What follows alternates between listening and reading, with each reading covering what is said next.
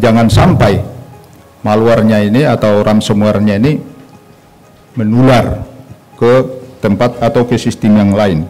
Kalau kemarin dikatakan yang kena ransomware itu adalah Windows Defender, come on ya gitu. Mendengar kata Windows Defender, kita ingat tuh hanya PC, personal komputer yang untuk perseorangan gitu loh. Itu bukan sistem yang seharusnya dipakai, kalaupun itu kantor oke lah, tapi kantor kecil ya, SOHO itu small office, home office, bukan negara besar seperti Indonesia. Harusnya kita sesuai dengan standar ISO 27001, bahkan sesuai dengan standar Tier, yaitu Tier 4 ya. Kementerian Komunikasi dan Informatika menggelar konferensi pers terkait pemulihan server pusat data nasional sementara yang diretas hacker pada hari ini, Rabu 26 Juni. Kepala Badan Siber dan Sandi Negara, Hinsa Siburian mengatakan bahwa BSSN terus mengawal proses pemulihan dan memastikan akan keamanan dari setiap layanan pemerintah yang terkait dengan pusat data nasional sementara. Kami dari sisi BSSN melihat proses dan bagaimana dari sisi keamanannya. Tentu dengan kejadian ini sebenarnya langkah-langkah yang dilakukan sudah sesuai dengan manajemen bagaimana kita mengatasi sesuatu insiden ataupun masalah. Ada beberapa langkah yang sudah dilakukan, kita sudah melakukan identifikasi dan analisis ruang sistem lingkup yang terdampak seperti yang dijelaskan tadi. Yang terdampak ini adalah yang di Surabaya, PDNS 2. Dan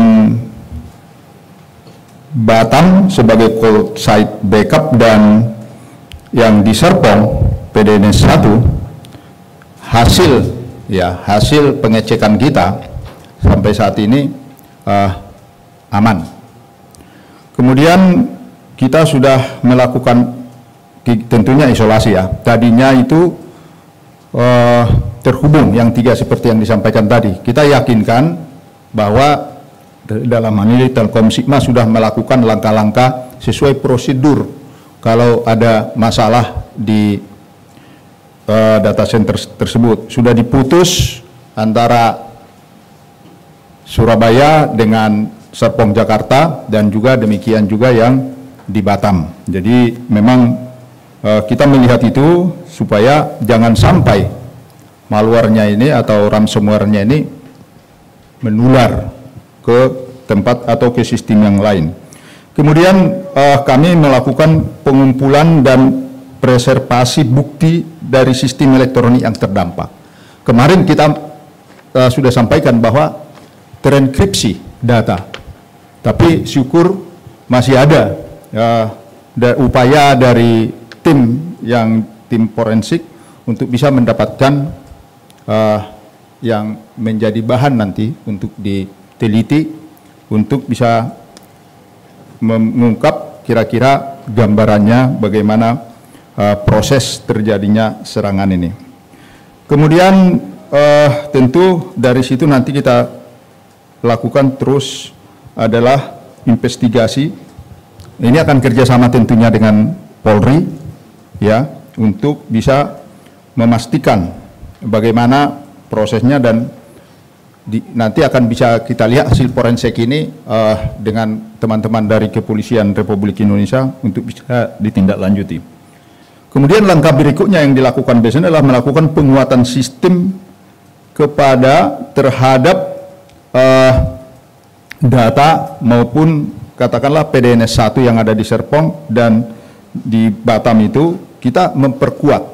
Ini kan ada kejadian, tentu BSSN sebagai katakanlah mengantisipasi jangan sampai terjadi di Surabaya tiba-tiba terjadi lagi di tempat lain seperti misalnya di Serpong. Ini sudah kita lakukan penguatan, dan tim dari BSSN kita on-site di sana untuk meyakinkan bahwa di tempat Batam maupun di Serpong itu tidak terjadi. Ini salah satu upaya kita. Tentu proses pemulihan data sedang dilakukan oleh Keminfo dan Telkom yang sudah disampaikan oleh beliau.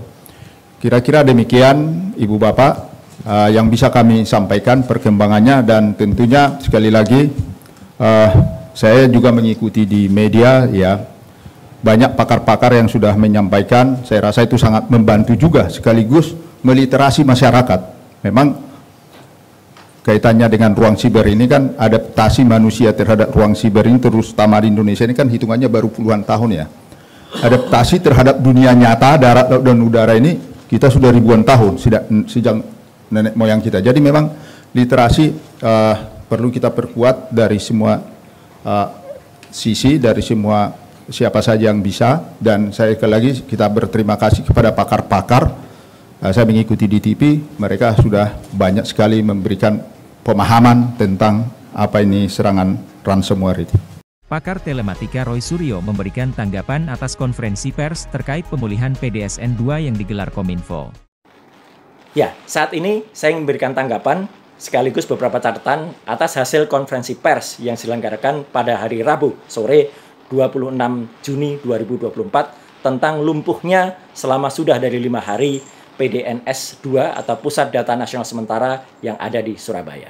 Yang pertama, ya, meskipun kita harus mengapresiasi upaya yang sudah dilakukan, tetapi 44 lembaga atau kementerian yang sudah katanya sudah mulai pulih itu tidak transparan disampaikan. Harusnya disampaikan, itu mana saja ya. Jangan hanya kemudian disampaikan berkali-kali hanya yang 5, hanya yang imigrasi, Kemenko Markes, kemudian Kota Kediri, sertifikasi halal, dan lain sebagainya. Ya, karena apa? 282 kementerian lembaga itu yang lumpuh kemarin gara-gara PDNS 2 ini kena serangan ransomware. Ya, jadi pemerintah harus transparan. Karena ini apa? Karena ini menggunakan uang negara, uang hasil pajak dari masyarakat ya untuk membangunnya.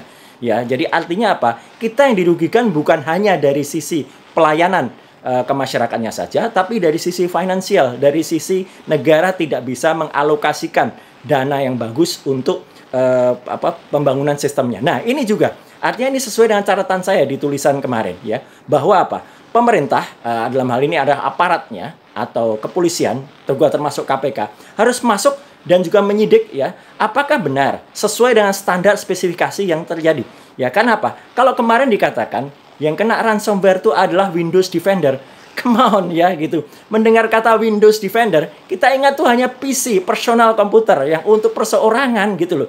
Itu bukan sistem yang seharusnya dipakai, kalaupun itu kantor oke lah, tapi kantor kecil ya, Soho itu small office, home office, bukan negara sebesar seperti Indonesia. Harusnya kita sesuai dengan standar ISO 27001, bahkan sesuai dengan standar tier yaitu tier 4 ya. Itu ada tier 1, tier 2, tier 3 dan tier 4. Detailnya ada pada tulisan saya. Dan yang kedua, tentang bagaimana menanggulanginya.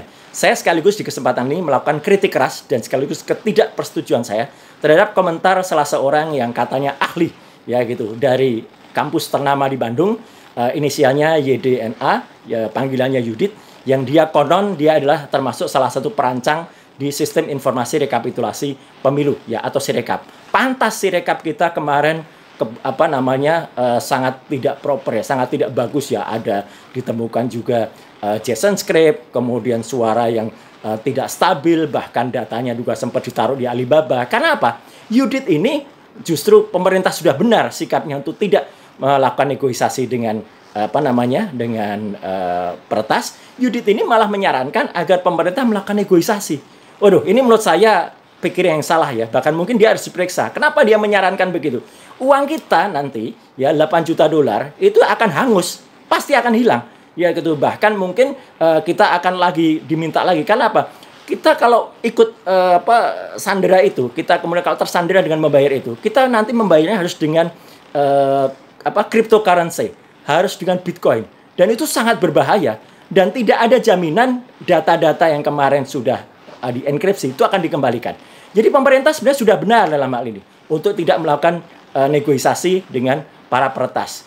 Saran dari seorang ahli dari kampus di Bandung ini yang katanya dia pengembang Sirekap itu yang tidak benar, dan menurut saya ini harus justru diteliti, diperiksa. Jangan-jangan memang pikiran dari orang-orang yang ada pada pengembangan sistem itu seperti dia gitu ya. Artinya apa?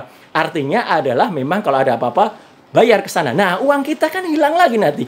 Bisa 130 miliar kita hilang lagi. Nah, yang terakhir, saya sangat mendesak kejujuran dan transparansi sekali lagi dari Kementerian Komunikasi dan Informatika untuk cepat segera kembalikan kepercayaan rakyat ya ketika nanti membangun sistem yang ada di Cikarang, di Batam, di IKN dan juga di Labuan Bajo. Jangan lagi ini terulangi.